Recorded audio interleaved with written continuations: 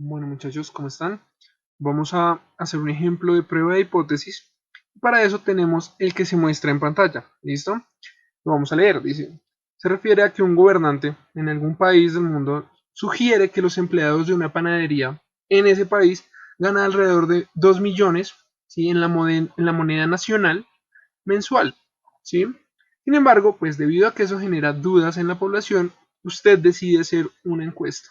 Desde el punto A se refiere a hacer esa encuesta en Facebook a 100 empleados de panadería, es decir, a una muestra de 100 personas.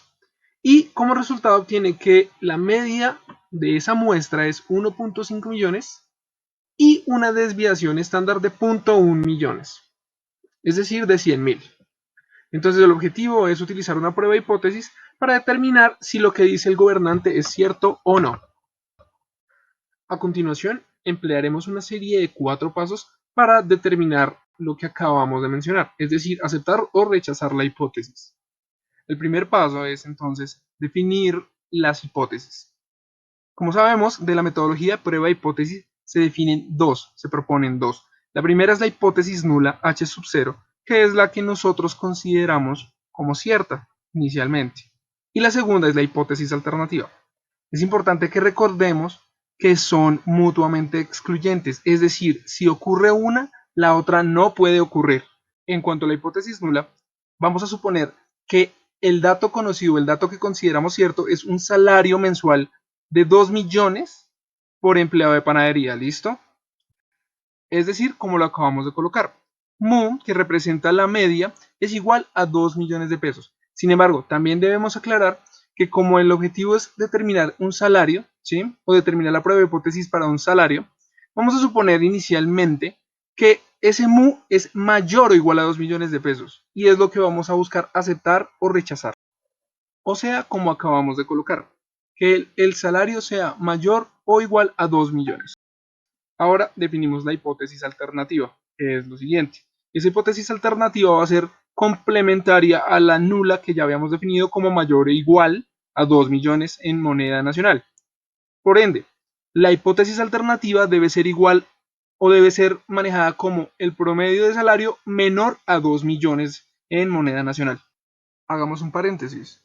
Recordemos que hay tres alternativas o tres formas en las que nosotros podemos definir las hipótesis. En este caso, como se muestra en pantalla, las estamos definiendo como A, B y C.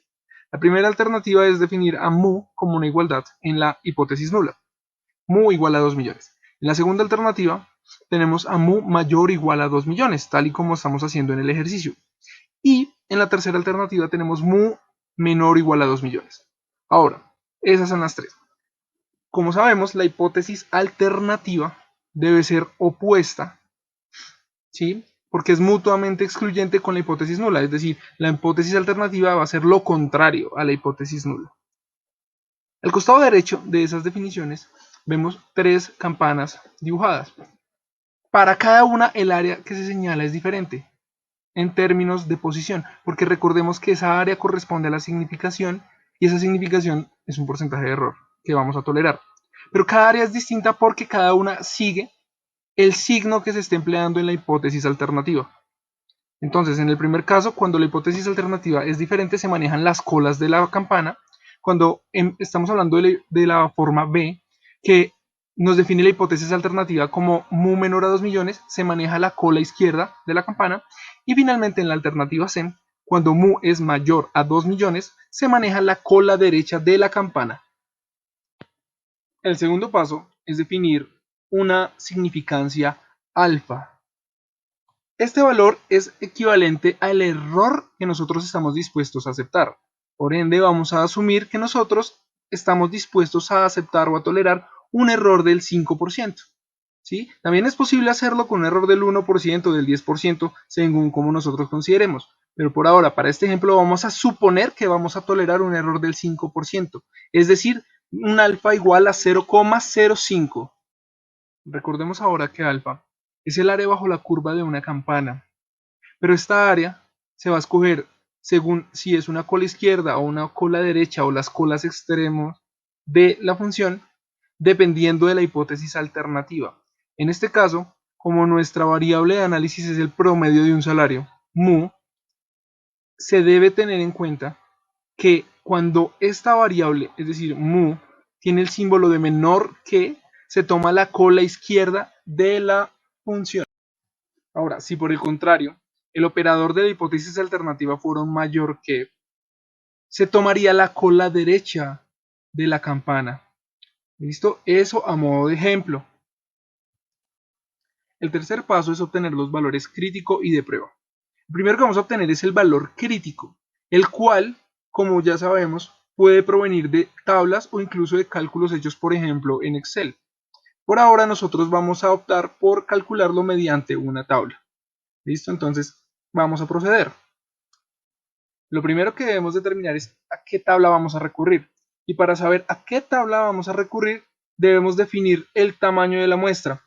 Es decir, como se aprecia en pantalla, cuando las muestras son mayor o igual a 30, se utiliza la distribución normal estándar, cuya variable es z.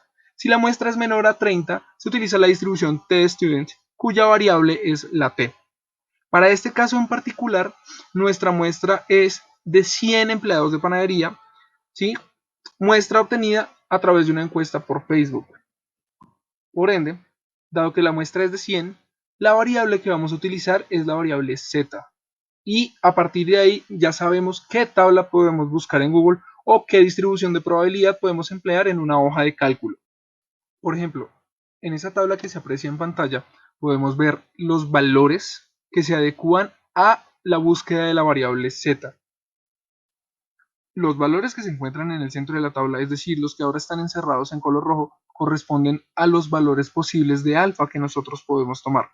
Entonces, como habíamos dicho que estábamos buscando un alfa de 0,05, vamos a tratar de ubicarlo en esos números. Habiendo hecho eso, encontramos en el centro de la tabla un valor de 0,0505, el cual se considera aceptable debido a que estamos buscando un error del 5%. En este caso el error sería del 5,05%. Tengamos en cuenta, muchachos, que lo que está en el centro de esa tabla, lo encerrado en rojo, en este caso es un alfa, pero en general estos son probabilidades que se van calculando porque recordemos que estamos en la distribución de probabilidad normal estándar. ¿Listo? Pero para este caso es un porcentaje o es un valor de error que vamos a asumir, 0,05. Pero las cosas no terminan ahí.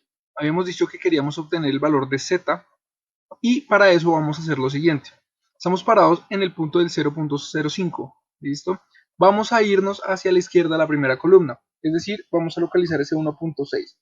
Ese 1.6 va a corresponder al z que nosotros estamos buscando.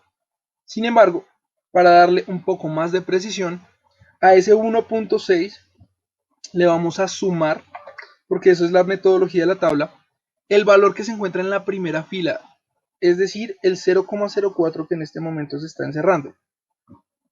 De esa manera, lo que podemos concluir y luego el valor al que podemos llegar es que para una probabilidad del 0,05 o para un alfa de ese valor, vamos a encontrar que el z es igual a 1,64, ¿vale? Pero como en este ejercicio nos encontramos trabajando en el costado izquierdo de la campana, ese valor debe ser negativo. También recordemos que esa gráfica es simétrica, entonces por eso podemos tomar el valor negativo. Y de esta manera llegamos que para un nivel de significancia de 0,05, el valor de z crítico debe ser igual a menos 1,64. Listo, entonces tenemos el valor crítico, que fue lo primero que se solicitó en el punto 3, lo estoy subrayando en color azul. Ahora nos debemos enfocar en calcular el valor de prueba. Pero antes recordemos que ese z crítico es el punto en el eje z a partir del cual se obtiene el área bajo la curva que nosotros determinamos alfa. Es decir, el valor que estoy indicando en este momento en color rojo. ¿Listo? Ese es el valor crítico. Ahora bien, para determinar el valor de prueba debemos emplear una expresión matemática, una fórmula que nos va a permitir calcularlo, ya no sacado de tabla, sino literalmente obtenerlo numéricamente a través del cálculo. Para ello, vamos entonces a calcular el valor de z de prueba empleando la expresión que se muestra en color rojo, en la que se nos relaciona la media poblacional, la media de la muestra y la desviación estándar. Para el caso entonces de este ejemplo, sabemos que la media poblacional es la que corresponde a los 2 millones mensuales, la media de la muestra es la que se obtuvo como 1.5 millones y la desviación estándar es de 0.1 millones. Resolviendo la ecuación obtenemos el siguiente resultado, y es que z de prueba es igual a menos 50. ¿Listo? ¿Eso qué quiere decir? Estamos obteniendo en el eje z de la campana un valor muy negativo, es decir, supongan que vamos a ubicarlo entonces en el dibujo que se encuentra en esta pantalla. Entonces, como es un valor muy negativo y es mucho más negativo que el z crítico, estamos diciendo que, por ejemplo, ese valor se encuentra aquí donde estamos marcando, ¿sí? Y va a ser el de menos 50 que corresponde al valor de prueba. ¿Qué quiere decir esto? Que este valor de prueba se encuentra ubicado en la zona de rechazo, es decir, en el área de alfa. Y al estar en la zona de rechazo, se rechaza la hipótesis nula. Es decir, estamos rechazando la hipótesis establecida por el gobernante en la que se definía que el salario de un empleado de panadería podría ser de 2 millones o más en moneda nacional. Ahora, ya para finalizar, se recurre al cuarto paso, es decir, establecer una conclusión. Como ya vemos, la conclusión es que se hace el rechazo de la hipótesis nula. Entonces, esto es importante, ¿sí? Se rechaza, lo vamos a subrayar en color amarillo porque esa es la conclusión de esta prueba de hipótesis. Recordemos, muchachos, también que ese valor de prueba, que nosotros llamamos z de prueba, también es conocido, ¿sí? De hecho, el nombre correcto es el de estadístico de prueba. ¿Listo? Y de esta forma terminamos con la parte A del ejercicio. A continuación, entonces, lo que haremos es solucionar la parte B del ejercicio. ¿Listo? En esta vamos a suponer que la muestra es más pequeña porque hicimos una encuesta a personas en la calle. Esta vez, una muestra de 9 personas, encontrando así una media salarial de 1.3 millones y desviación estándar de 0.2 millones. Entonces, vamos a proceder. Definiremos 4 pasos, así como hicimos en el apartado A. El primero es proponer las hipótesis. Vamos a seguir con la misma idea y vamos a sugerir que la hipótesis nula sea un salario mayor o igual a 2 millones y una hipótesis alternativa que es, como habíamos comentado, su opuesto, menor a 2 millones. En este caso, la diferencia va a radicar en el tamaño de la muestra, como veremos más adelante. Recordemos que, así como sucedió en el punto anterior, las hipótesis las podemos definir de 3 maneras según cómo manejemos el signo de la hipótesis en general, es decir, mayor que, menor que o igual. Lo siguiente es definir la significancia, es decir, el error que estamos dispuestos a tolerar. Para este caso vamos a tomar nuevamente un valor de 0,05, recordando que este equivale a un segmento del área bajo la curva de la campana, como el que se muestra en este momento.